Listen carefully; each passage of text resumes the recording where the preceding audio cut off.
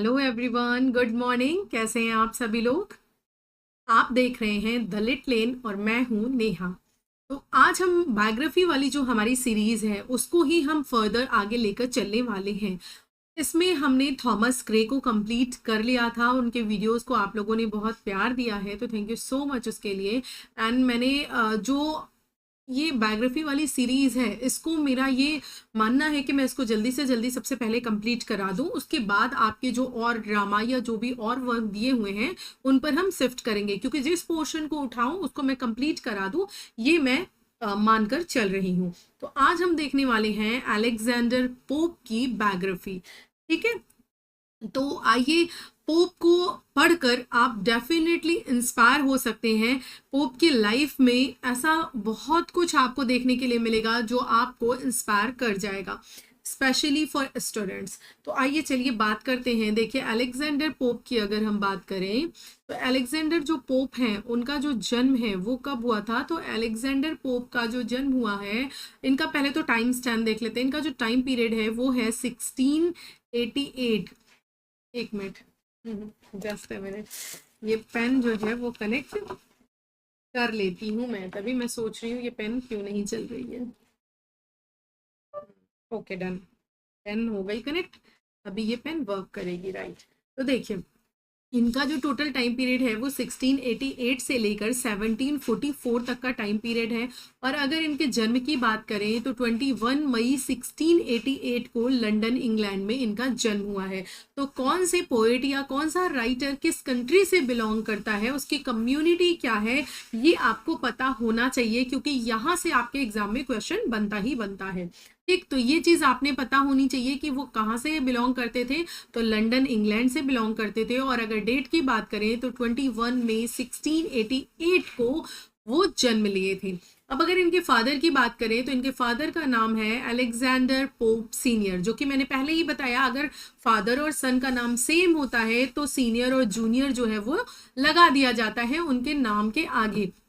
ये कौन थे? एक लेनिन मर्चेंट थे। ठीक, अगर बात करें उनके मदर की तो उनके मदर का नाम था एडिथ ट्यूरनर। क्या नाम था? एडिथ ट्यूरनर नाम था। अब जो पोप है, पोप वॉज कैथोलिक। कौन थे इनकी? आपको ध्यान रखना है, पोप कौन थे? कैथोलिक थे, which restricted his education and career due to laws against Catholic in England. अब देखिए, कैथोलिक्स के लिए एक्चुअली जो है वहां पर एक लॉ आया था जिसे क्या बोलते हैं, ये आपको पता होना चाहिए, जिसे बोलते हैं टेस्ट एक्ट्स। क्या बोलते हैं? टेस्ट एक्ट्स बोलते हैं। इसमें एक्चुअली क्या है, जो रोमन कैथोलिक्स लोग थे, ठीक, उन लोगों को बहुत सारे रिस्ट्रिक्शंस उनके ऊपर लगा दिए गए थे। जो लोग पढ़े लिखे लोग थे उन्हें बोला गया था कि आप जो है टीचिंग नहीं कर सकते हैं, यानी कि आप पढ़ा नहीं सकते, शिक्षा ग्रहण नहीं कर सकते, यूनिवर्सिटीज नहीं जा सकते, वोटिंग नहीं कर सकते हैं, या फिर पब्लिक ऑफर्स को आप होल्ड नहीं कर सकते हो। तो ये सारे रिस्ट्रिक्शंस जो हैं वो कैथोलिक्स के ऊपर लगा दिए गए थे, रोमन कैथोलिक्स के ऊपर लगा दिए गए थे कि ये चीज आपको ये सारी सुख सुविधाएं नहीं मिलने वाली है। तो इसी को बोलते हैं टेस्ट एक्ट बोलते हैं। क्या बोलते हैं? टेस्ट एक्ट बोलते हैं। ठीक, जो कि आपका 1688 में आया था। ठीक, और ये जो टेस्ट एक्ट है ना, एक्चुअली इसमें ये रिस्ट्रिक्शन लग जाने के कारण अब इनकी पढ़ाई बैन हो गई। अब ये किसी भी यूनिवर्सिटी और यहाँ पर ऐसे जाकर बहुत अच्छी शिक्षा नहीं ले सकते थे। और क्या है, ये अपनी इनकी जो हेल्थ है वो भी सही नहीं रहती थी, यानी ये पुअर हेल्थ से सफ़र कर रहे थे। और इन्हें एक डिजीज़ है जिसके बारे में मैं आपको बताना चाहूँगी। एक्चुअली वो स्पाइन की डिजीज़ है जिसका नाम है, आप यहाँ लिख लीजिए, पॉट्स। क्या नाम है? पॉट्स डिजीज़ थी उन्हें, पॉट्स डिजीज थी। ठीक है, पॉट्स डिजीज थी। ये पॉट्स डिजीज में एक्चुअली होता क्या है, अच्छा, फॉर्म ऑफ ट्यूबरकुलोसिस, यानी ये ट्यूबरकुलोसिस का ही एक फॉर्म है, जिसमें कि क्या है, ये जो पीछे की स्पाइन आपकी होती है, ये स्पाइन जो है ग्रो नहीं कर पाती, बढ़ नहीं पाती है। आपको मतलब आपने देखा होगा अपनी लाइफ में ऐसे लोगों को जिनको जेन्युइनली हम ये बोलते हैं कि उनके पीठ पर हम्प हो जाता है, यानी कि कुबड़ हो जाती है। तो जिनको कुबड़ या हम्प हो जाता है उनको ये डिजीज होती है। और उनकी हाइट इसकी वजह से, क्योंकि स्पाइन को मान लीजिए ऐसे ग्रो करना है और वो स्पाइन ऐसे जाकर फिर कर्व लेगा और फिर सीधे जाएगा, तो वो जो कर्व वाला एरिया है वो तो स्पाइन की लेंथ थी जो कि बढ़ नहीं पाई, वो कर्व ले लिया, उसकी वजह से जो है इनकी लेंथ बहुत ज्यादा कम रह जाती है है और इनका जो फिगर है वो भी डिसस्ट्रक्चर्ड हो जाता है, ठीक है। जैसे सपोज दैट मान लीजिए ये, वैसे समझ गए होंगे ज़्यादातर लोग, लेकिन मान लीजिए एक किसी पर्सन की पीठ है तो वो कुछ ऐसे रहेगी, उसकी स्पाइन ऐसी सी आपको दिखाई देगी, ठीक है। ये उसकी स्पाइन दिखाई देगी, ये पर्सन है, ठीक है। ये तो इस तरह से चीज़ें जो है, ये उसका हाथ है, ये जो है कई बार यहाँ पर भी हो सकता है, बिल्कुल यहाँ पर हम्प हो सकता है, या यहाँ पर कमर के पास हम्प हो सकता है, तो उनको यहाँ पर हम्प था, ठीक। ये हम जब यहाँ पर बन जाता है तो पर्सन की हाइट जो है वो क्या रह जाती है, छोटी रह जाती है। तो ये उन्हें एक बीमारी थी, ठीक। उनका जो स्ट्रक्चर है वो डॉफ लाइक, बोने लाइक स्ट्रक्चर उनका हो गया था, जिसकी वजह से लाइफ में आगे चल के उन्हें थोड़ी डिफिकल्टी फेस करनी पड़ी। डिफिकल्टी ये फेस करनी पड़ी कि वो चाहते तो थे कि उनकी मैरिज हो, बट ड्यू टू दिस जिसे बोलते हैं हेल्थ इशू, उनका जो हाइट है वो बढ़ नहीं पाया और इसकी वजह से उनकी शादी नहीं हो पाई थी, उनकी मैरिज नहीं हो पाई थी। ये इसलिए इसको जानना जरूरी है। तो आपके एग्जाम में आ सकता है, क्वेश्चन पूछा जा सकता है कि जो अलेक्जेंडर पोप है वो किस बीमारी से ग्रसित थे। तो आप ध्यान रखेंगे कौन सी बीमारी थी, पॉट्स डिजीज थी। It's a form of tuberculosis, ठीक है। इस चीज को आपको ध्यान रखना है। और वो कौन सा रूल था, कौन सा एक्ट था जिसकी वजह से ये सारी चीजें बैन कर दी गई थी, जो भी सारी सुख सुविधाएं हैं वो नहीं मिलती थी इन रोमन कैथोलिक्स को, तो वो है आपका टेस्ट एक्ट्स, ठीक। ये दो इंफॉर्मेशन आपको डेफिनेटली याद रखनी है, बहुत ही ज्यादा इंपॉर्टेंट है। आइए चलते हैं अपनी नेक्स्ट स्लाइड को देखते हैं। और अगर इनकी हाइट मात्र 4 फीट थी, कितनी थी, 4 फीट, ठीक, इतनी हाइट थी इनकी। अगर एजुकेशन के बारे में बात करें तो ये क्या है, सेल्फ एजुकेटेड थे due to restriction on Catholics, जो कि मैंने बताया टेस्ट एक्ट लगा दिया गया था। तो इतने सारे रिस्ट्रिक्शंस थे कि इनको कभी भी एजुकेशन बाहर जो है किसी अच्छी यूनिवर्सिटी में या यहाँ पर नहीं मिल पाई। तो इनको खुद को एजुकेट करना था। तो इन्होंने कैसे किया कि इन्होंने सेल्फ एजुकेशन की, खुद पढ़ाई की। और वो कैसे किया, वो इन्होंने ट्रांसलेशंस के थ्रू किया, या फिर इन्होंने जो अच्छे राइटर, जो क्लासिक राइटर्स रहे हैं उनकी वर्क्स को इन्होंने डीपली पढ़ा है, एनालाइज किया है। वहां से जो है इनको पूरा नॉलेज, पूरा जो ज्ञान है, पूरी जो इनकी स्टडी है वो हुई है, ठीक। यानी कि स्टडीड क्लासिकल लिटरेचर, इन्होंने क्लासिकल लिटरेचर पढ़ा, लैटिन, ग्रीक एंड फ्रांस का। यहाँ से ही इनके अंदर एक डेप्थ आई, यहाँ से ही इनके अंदर नॉलेज आया, ये स्टडी कर पाए। क्योंकि आप सपोज दैट मानिए कोई बच्चा है, कोई बेबी है, अगर उसको रिस्ट्रिक्ट कर दिया जाता है कि आप स्कूल कॉलेज नहीं जा सकते हो इस लॉ की वजह से, तो वो बच्चा कैसे पढ़ेगा। तो उसके पास ये अपॉर्चुनिटी, या घर में मदर फादर कोई है तो वो पढ़ाएगा, लेकिन कहाँ तक, किस क्लास तक पढ़ा सकता है, तो वो चीज़ थी। तो इन्होंने क्या है अपनी स्टडी इस अनुसार की, जो भी ग्रीक, लैटिन एंड फ्रेंच के लिटरेचर थे, क्लासिक लिटरेचर थे, उसको इन्होंने डीपली स्टडी किया। Developed a deep knowledge of classical poetry, philosophy and satire. इन्होंने पोएट्री, फिलोसफी एंड सटायर का डीप नॉलेज अपने पास एकत्रित किया। वो किसके थ्रू किया, यही आपका जो क्लासिकल लिटरेचर्स हैं इनको पढ़ करके। क्लियर है। अब देखिए आइए इनके लिटरेरी कैरियर के बारे में जानते हैं। Gained fame as a satirical poet, satirist poet या सैटिरिकल पोइट किसे बोलते हैं, तो जो क्या करते हैं, किसी भी टॉपिक को उठाकर या किसी भी सब्जेक्ट को उठाकर उस पर सटायर करते हैं, व्यंग करते हैं, उन्हें बोलते हैं सैटिरिकल पोइट। तो ये एक सैटिरिकल पोइट थे, सटायर करते थे और ये ट्रांसलेट क्या करते थे, वर्क्स को, ठीक। ये इनका मेजर जो है आप कह सकते हो फॉर्म है।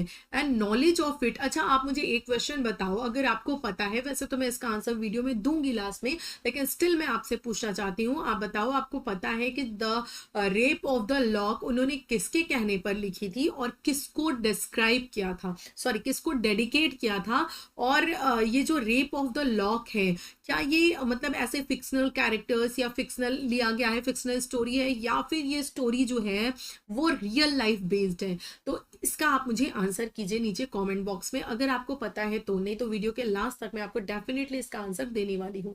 तो ये क्या हो गया, ये अपने विट के लिए, प्रशासन के लिए, मास्टर ऑफ हीरोइक कपलेट्स के लिए जाने जाते थे। इन्होंने हालांकि जो चौसर हैं उन्होंने हीरोइक कपलेट्स को इन्वेंट किया था, या उन्होंने, लेकिन जो सबसे ज्यादा मास्टर किसी ने किया, सबसे ज्यादा वर्क किया, सबसे ज्यादा यूज किया, तो किसने किया? अलेक्जेंडर पोप ने किया हीरोइक कपलेट को। ठीक है, तो ये चीज आपको जो है वो पता होना चाहिए। इन्होंने ये जो वर्क्स पढ़े हैं उनमें इन्होंने होरेस का, जुवेनल का, जेफरी चॉसर का, विलियम शेक्सपियर का, जॉन ड्राइडन का, इन सारे लोगों के वर्क्स को पढ़कर इन्होंने नॉलेज ली थी। अब आगे आइए बढ़ते हैं और देखते हैं अगली स्लाइड हमें क्या इंफॉर्मेशन दे रही है। ठीक है, तो स्टाइल एंड कंट्रीब्यूशन के बारे में अगर बात करें तो ये मास्टर ऑफ हीरोइक कपलेट्स कहे जाते हैं। और हीरोइक कपलेट्स क्या है? राइम्ड पेयर ऑफ आइएम्बिक पेंटामीटर, यानी कि आइएम्बिक पेंटामीटर होता है और वो राइम कर रहे होते हैं, राइम्ड पेयर होते हैं। ठीक है, इसे बोलते हैं हीरोइक कपलेट, जो कि मैं आपको जब स्ट्रेंजा फॉर्म्स पढ़ाऊंगी तो वहां पर मीटर एंड स्ट्रेंजा फॉर्म में डिटेल से समझाने वाली हूँ। ठीक, तो ये चीज आप समझ लीजिए कि ये जो है जेफरी चॉसर से जुड़ा डेफिनेटली है। फर्स्ट टाइम जेफरी चॉसर ने इसका यूज किया था, उन्होंने इन्वेंट किया था, लेकिन इस पे मास्टरी किसने की है? तो अगर उनका नाम आपसे पूछा जाएगा तो आप अलेक्जेंडर पोप को बोलेंगे, यानी मास्टर ऑफ हीरोइक कपलेट्स कौन है? अलेक्जेंडर पोप है। नेक्स्ट देखिए, satirical work often criticised society, politics and literary contemporaries. जो उनके लिटरेरी कॉन्टेम्पररीज थे, जो भी पॉलिटिक्स में चीजें चल रही थी, सोसाइटी में जो भी चीजें चल रही थी, उन सारी चीजों को क्रिटिक करने के लिए, उनका क्रिटिसाइजेशन करने के लिए उन्होंने सटायर्स लिखे थे। ठीक है, तो अगर बात करें एम्फेसिस की, तो emphasised order, reason, decorum in poetry, यानी इन्होंने डेकोरम को, रीजन को एंड ऑर्डर को मेंटेन रखा था। और इन्होंने न्यू क्लासिकल जो प्रिंसिपल्स थे, जो औपचारिकता पे बेस्ड थे, जो बिल्कुल ध्यान देते थे कि किस तरह से होनी चाहिए, एक डेकोरम मेंटेन करके चलते थे, वो चीज को इन्होंने भी फॉलो की थी। Later on influenced later English literature, especially 18th century satire को इन्होंने क्या किया था? इन्फ्लुएंस किया था, यानी बहुत ही बेहतरीन काम इन्होंने सटायर के फील्ड में किया जा था। अगर आपसे पूछा जाता है कौन सा पोइट है जो अपने सटायर्स के लिए फेमस है, तो वो है अलेक्जेंडर पोप। अब आइए थोड़ा सा इनके पर्सनल लाइफ के बारे में चलते हैं। तो lived a reclusive life focusing on writing and social correspondence. Obviously जिसकी ऐसी स्थिति है, अच्छे खासे लोगों को तो सोसाइटी स्वीकार नहीं करती, एडजस्ट नहीं करती, और उनके पास तो ये प्रॉब्लम थी जिसकी वजह से उनको लोग क्या करते थे, बहुत ही बहुत ही कटे कटे से रहते थे, रिकल्सिव लाइफ उन्होंने बिताई थी, और वो ज़्यादा से ज़्यादा अपनी राइटिंग पे या जो उनकी सोशल कोरिस्पॉन्डेंस है उस पर वो ध्यान दिया करते थे। ठीक है, अब देखिए ये जो है लगभग, यहाँ देखिए, known for his friendship, literary figure of Jonathan Swift and John Gay. Jonathan Swift और जॉन गे से फ्रेंडशिप के लिए ये जाने जाते हैं, इनसे इन दोनों की फ्रेंडशिप थी। उसके बाद आइए अगर बात करें तो लगभग जो आपको एक ईयर मिलता है 1700। ठीक, 1700 में ये मूव कर गए थे कहाँ पर? पोप स्टुड में। कहाँ पर? पोप स्टुड में, इन बिनी फील्ड। कहाँ पर? बिनी फील्ड। ठीक, यही बिनी फील्ड में उनको एक फ्रेंड मिलते हैं जो कि इनकी लाइफ में एक टर्निंग पॉइंट आता है। आप समझ लीजिए ये जो बिनी फील्ड है, यहाँ बिनी फील्ड में कौन मिलता है? जॉन कार्लाइल मिलते हैं। कौन मिलता है? जॉन कार्लाइल इनको मिलते हैं, इनसे इनकी फ्रेंडशिप हो जाती है।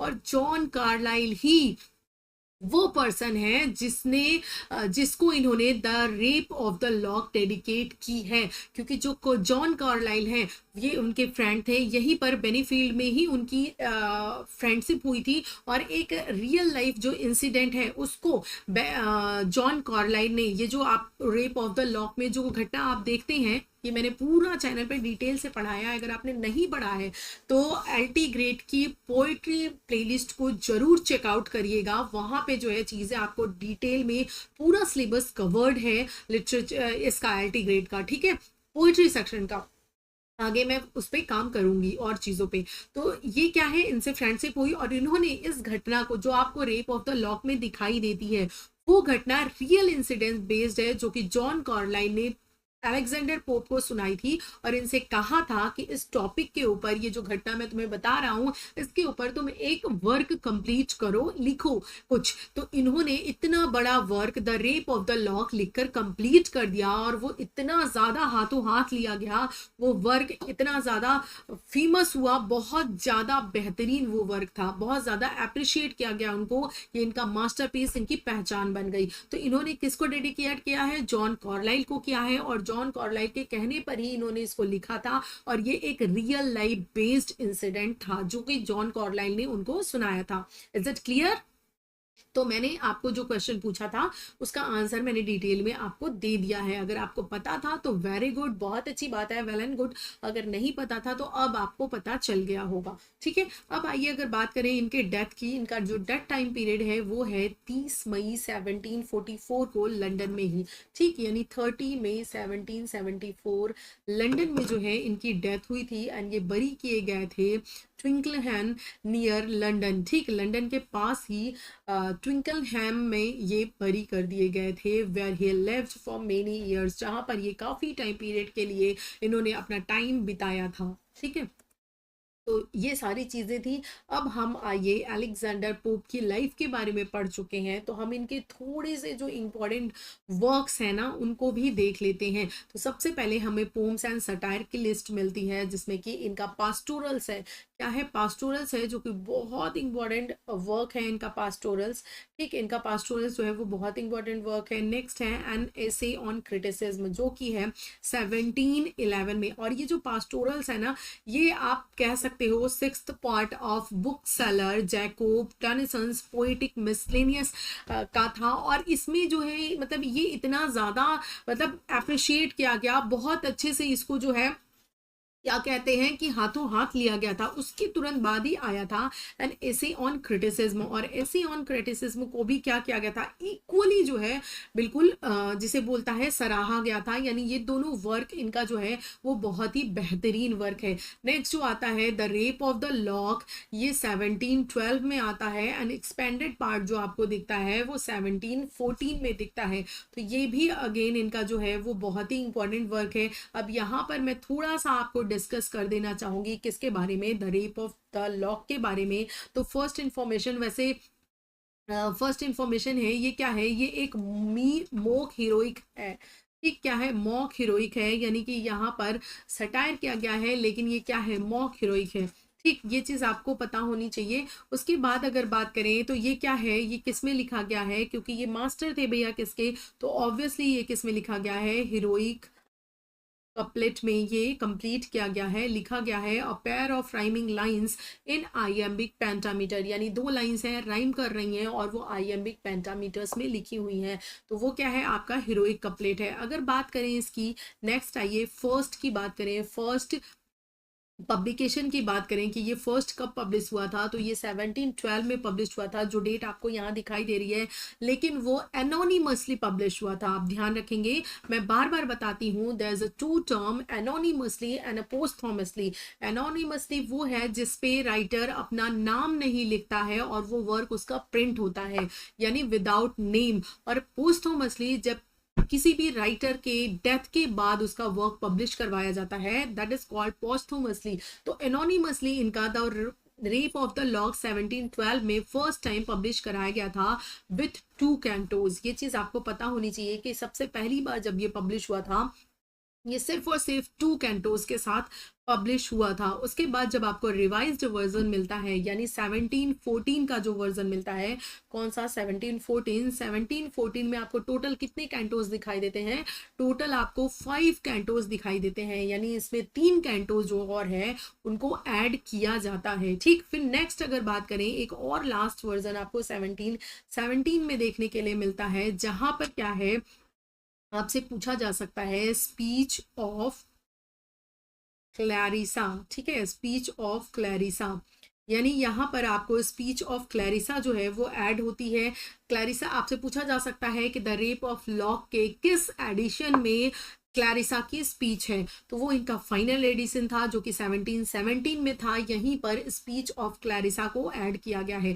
तो 3 डेट आप याद रखेंगे, एक तो 1712 जो कि फर्स्ट टाइम पब्लिश हुआ था विद 2 कैंटोस, सेकंड जो आया था वो 1714 में आया था 5 कैंटोस के साथ, 3 कैंटोस और इसमें ऐड किए गए थे।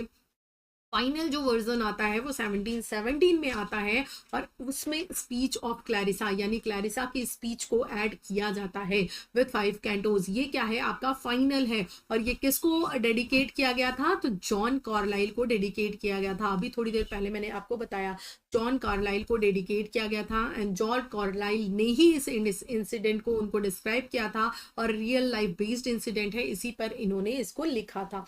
तो क्लियर हो गया। नेक्स्ट आइए, नेक्स्ट वर्क पे चलते हैं। द डंसेनेड, ये क्या है, 1728 में है। नेक्स्ट वर्क है an essay on man, 1733 to 1734 में है। नेक्स्ट वर्क है एपिस्टल टू डॉक्टर एर्बुथनॉट, ठीक, एपिस्टल टू डॉक्टर एर्बुथनॉट, ये 1735 में है। तो ये आपको लिस्ट मिल जाती है पोम्स एंड सटायर की। चलिए नेक्स्ट स्लाइड देखते हैं। नेक्स्ट स्लाइड पे और कौन से वर्क जो हैं वो दिए हुए हैं। तो आपको ट्रांसलेशन दिया हुआ है, क्योंकि मैंने आपको बताया था क्योंकि ये स्कूलिंग वगैरह इनकी बहुत अच्छी जो एजुकेशन है वो हो नहीं पाई थी एक्चुअली, जो लॉ था, जो टेस्ट एक्ट था उसकी वजह से। तो इन्होंने अपनी ज़्यादातर स्टडीज़ लोगों के वर्क कंप्लीट पढ़ कर किए थे और इनका जो मेजर चीज़ है वो सटायर और ट्रांसलेशन ही है। तो इन्होंने क्या ट्रांसलेट किया था, होमर का इलियड एंड होमर का ओडिसी, यानी इलियड एंड ओडिसी को, इलियड को 1715 टू 20 में एंड ओडिसी को 1725 टू 26 में ट्रांसलेट किया था। एंड आपको पता होना चाहिए कि इनका ट्रांसलेशन जो वर्क है वो बहुत बहुत बहुत बेहतरीन इनके लिए काम किया। उसका रिजल्ट इतना आया कि इनके पास अच्छे खासे पैसे हो गए थे। इन्होंने अपना एक विला भी ले लिया था इस ट्रांसलेशन के बाद। तो यानी इनका जो ट्रांसलेशन है उसको भी बहुत ज़्यादा अप्रिशिएट किया गया था। अब इनके एसेज एंड क्रिटिसिज्म के बारे में अगर बात करें तो an essay of criticism first आपको मिलता है। फिर कुछ मॉरल एसेज आपको दिखाई देते हैं जो कि 1731 से लेकर 35 में है। ये सीरीज है, series of philosophical and moral poems. इसमें आपको मोरल पोएम्स एंड जो फिलोसफिकल चीज़ें हैं उनकी क्या होती है, सीरीज मिलती है, उनकी उस पोएम्स की सीरीज मिलती है। फर्स्ट है आपका epistle to Cobham, epistle to Bathurst, epistle to a lady and epistle to a doctor Abernaut। ये आपको 1735 ये पूरी की पूरी जो है वो ऐसे की सीरीज मिलती है। इस चीज़ को आप ध्यान रखेंगे, ठीक है। एंड एसे ऑफ क्रिटिसिज्म जो है जनरली देखिए ये आदमी मानता है कि जो एसी है वो प्रोज में लिखा जा सकता है, लेकिन इन्होंने क्या है वर्स में अपना ऐसे लिखा था एंड एसी ऑन क्रिटिसिज्म, ठीक। ये चीज़ इन्होंने प्रूव कर दिया कि इस फॉर्म में भी ऐसे को कंप्लीट किया जा सकता है, लिखा जा सकता है। अब आइए चलते हैं, अगली जो स्लाइड है इनकी सैट्रिकल पोम्स की लिस्ट देख लेते हैं जो कि आपको पता ही होनी चाहिए। सबसे फेमस है the rape of the lock, इसकी डिटेल हम देख चुके हैं। नेक्स्ट है द डंसिनेड, 1728 में आई थी, उसके बाद इसका रिवाइज्ड वर्जन 1743 में आया है, ये भी देख चुके हैं। एपिस्टल टू डॉक्टर एब्रोनॉट 1735 में। फिलोसफिकल एंड डेडिकेटेड डाइडैक्टिक कुछ पोम्स हैं जैसे कि एन एशे ऑन मैन है एंड मॉरल एसेस, जो पीछे अभी मैंने आपको पूरी लिस्ट दी है वो। तो ये इनके कुछ सैट्रिकल पोम्स थी, ठीक। अब अगर बात करें इनके जो है अदर वर्क्स की, तो इस पर आपको विंडसोर फॉरेस्ट मिलता है 1730 में। ये एक डिस्क्रिप्टिव पोम है अबाउट नेचर एंड मोनार्की के बारे में, यानी नेचर और मोनार्की के बारे में इन्होंने डिस्क्रिप्टिव पोएम लिखी है। उसका नाम है विंडसोर फॉरेस्ट। क्या नाम है, विंडसोर फॉरेस्ट, जो कि आई है 1713 में, राइट। नेक्स्ट वर्क है द टेम्पल ऑफ फेम, 1715 में, ट्रांसलेटेड फ्रॉम चौसर, यानी चौसर से ट्रांसलेट की गई है इसको, द टेम्पल ऑफ फेम 1715। तो ये थी पूरी जो लिस्ट है आपकी इनके वर्क्स की। अब यहाँ पर देखिए उनके मेन जॉनरा के बारे में बात कर लेते हैं कि वैसे तो आपने पढ़ लिया है तो आपको समझ में आ ही गया होगा कि बेसिकली उन्होंने किस फील्ड में काम किया है। तो बेसिकली उन्होंने पोइट्री के फील्ड में काम किया है। उन्होंने primarily satire, didactic and philosophical poetries लिखी हैं और उनके पास जो मास्टरी थी वो थी हीरोइक कपलेट पे, यानी master of rhymed iambic pentameter, heroic couplet पे मास्टरी की थी उन्होंने। इतना ज़्यादा वर्क किया था उन्होंने और ट्रांसलेट किया है उन्होंने क्लासिकल एपिक्स को, जैसे कि होमर की या होरेस के जो एपिक्स हैं, होमर की इलियड एंड ओडिसी, इनको इन्होंने ट्रांसलेट किया था। और ये अपने सटायर्स के लिए फेमस हैं, the rape of the lock and Dunciad के लिए। ठीक, तो ये जो है ये attack on literary dullness and bad writers के ऊपर सटायर किया गया है द डंसिनेट में। तो ये चीज़ आपको समझ में आ गया कि इनका मेन जॉनरा क्या है, सटायर है, हीरोइक कपलेट है, ट्रांसलेट इन्होंने किया था। तो ये जो पोम है डायडेक्टिक एंड फिलोसफिकल पोम देख लीजिए। एन एसे ऑन क्रिटिसिज्म आपको लिटरेरी टेस्ट एंड क्रिटिसिज्म में दिखाई देता है। एन एसे ऑन मैन दिखता है जिसमें इन्होंने ह्यूमन नेचर एंड मोरालिटी के बारे में बात की है। उसके बाद ट्रांसलेशन के बारे में मैंने आपको बता ही दिया है। ये कुछ स्टाइल देख लीजिए, यानी रिफाइंड न्यू क्लासिकल स्टाइल। जो न्यू क्लासिकल स्टाइल थी कि एक ऑर्डर में, एक डेकोरम में चीज़ों को लिखना, उसी को इन्होंने रिफाइन किया है और आगे लेकर और बेहतर तरीके से ये चले हैं। इन्होंने एम्फोसिस किया है विट के ऊपर, प्रिसिशन के ऊपर एंड मोरल इंस्ट्रक्शंस के ऊपर। Influence 18th century English satire and poetry. ठीक, तो ये था इनके बारे में पूरा सब कुछ। हमने आज अलेक्जेंडर पोप को डिटेल से पढ़ा। आपके एलटी एग्जाम के लिए या किसी भी एग्जाम के लिए अगर अलेक्जेंडर पोप उसमें प्रिस्क्राइब्ड हैं और आपको ये पढ़ना है तो यहाँ से बायोग्राफी कवर हो गई है। ठीक, ये चीज़ आपको पता होनी चाहिए। और यहाँ पर एक्चुअली जो है आपने ये चीज़ देख ली। और अगर मैं आपको बुक की लिस्ट देना चाहूँ जो कि मैंने लिख कर रखी है, तो मैं यहाँ दे दूँ। रेड कलर चलेगा? एक मिनट पे पेन का कलर चेंज कर लूँ क्या? आई थिंक यहाँ पे वाइट चलेगा। तो मैं आपको नहीं देती हूँ, चलिए छोड़िए, नहीं देती हूँ। इसलिए नहीं देती हूँ क्योंकि एक्चुअली मेरे पास सिर्फ एक राइटर के नहीं, जितने भी राइटर हमने पढ़े हैं उन सारे राइटर्स के ऊपर जिन जो बुक्स लिखी गई हैं उसकी एक लिस्ट है। तो मैं सेपरेट एक वीडियो डाल दूंगी पूरा विलियम शेक्सपियर से लेकर लास्ट तक के जो राइटर हैं सबके ऊपर जो बुक्स लिखी गई हैं। ठीक, जो बुक्स हैं वो मैं एक लिस्ट प्रोवाइड कर दूंगी पूरी। ऐसे एक एक देना अच्छा नहीं रहेगा। तो वीडियो कैसा लगा डेफिनेटली बताइएगा ज़रूर। बहुत उम्मीद रहती है, बहुत मुझे लगता है कि जितने प्यार से, जितने डेडिकेशन से मैं आप लोगों के लिए वीडियोस बनाती हूँ, ले आती हूँ, बिल्कुल मेहनत से, शिद्दत से अपना 100% दे करके, मुझे लगता है आप लोग भी मुझे उतने प्यार से सराहोगे, उतने प्यार से अप्रिशिएट करोगे। तो मुझे भी सच में लिटरली बहुत अच्छा लगेगा, मेरा मोरल हाई होगा, मुझे और ज़्यादा वर्क करने का मन करेगा। तो अगर रियल में आपको किसी को कुछ देकर खुशी मिलती है तो डेफिनेटली लाइक कर दीजिएगा वीडियो को, चैनल को सब्सक्राइब कर लीजिएगा।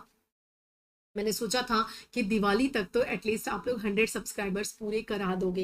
हालांकि उसमें कुछ गलती हो गई, वो गलती ना आपकी थी ना मेरी थी, टेक्निकल इशू था, बीच में चीज़ें ख़राब हो गई थी, बनने के लिए गई थी, जिसकी वजह से जो हमारी लाइव क्लासेस चल रही थी वो भी डिस्टर्ब हो गई, एक रिदम जो है वो टूट गया था। और मैंने स्टार्ट इसीलिए नहीं की कि दिवाली के बाद स्टार्ट करूँगी, क्योंकि दिवाली में सभी लोग काफ़ी ज़्यादा बिजी हैं, तो वो फिर से चलेंगी। नहीं तो मैं ये उम्मीद करके चल रही थी कि जिस तरह से आप लोगों का प्यार मिल रहा है, अप्रिसिएशन मिल रहा है, दिवाली तक 100 सब्सक्राइबर्स कंप्लीट हो जाएंगे।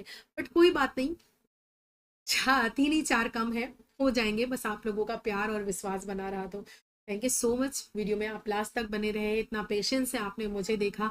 और मैं ये ऐसा ट्रस्ट करके मान के चल रही हूँ कि मैंने आपके एक एक सेकंड को, एक एक मिनट को वसूल कर आपको दिया होगा पूरा। जो भी आपने, कोई भी, मैं बकवास नहीं करती वीडियोस में, आपको सिर्फ और सिर्फ नॉलेज और आपको देती हूँ, इन्फॉर्मेशन देती हूँ, ताकि आप मेरे पास अपनी लाइफ का जो कीमती वक्त बिता रहे हैं, बहुत ही अमूल्य समय, आधे घंटे 1 घंटे जो भी बिता रहे हैं, वो आपके लिए बहुत ज़्यादा वैल्यूएबल हो। Thank you so much, bye bye and take care with the happy face. Thank you everyone, bye bye.